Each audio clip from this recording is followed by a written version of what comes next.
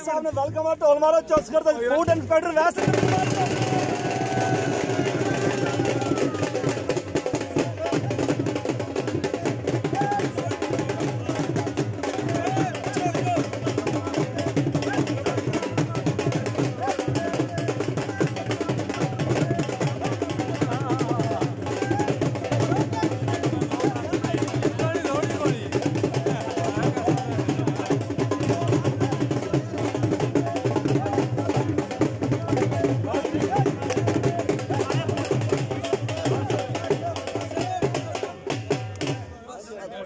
थोड़ा सा पट्टू साहब